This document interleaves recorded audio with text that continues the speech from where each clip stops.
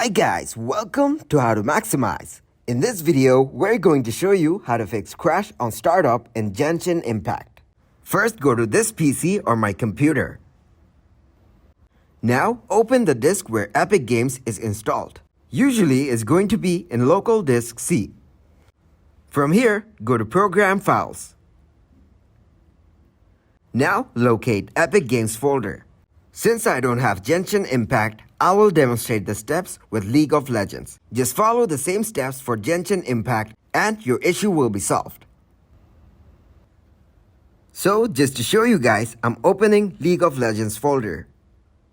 From here, I will right-click on the application.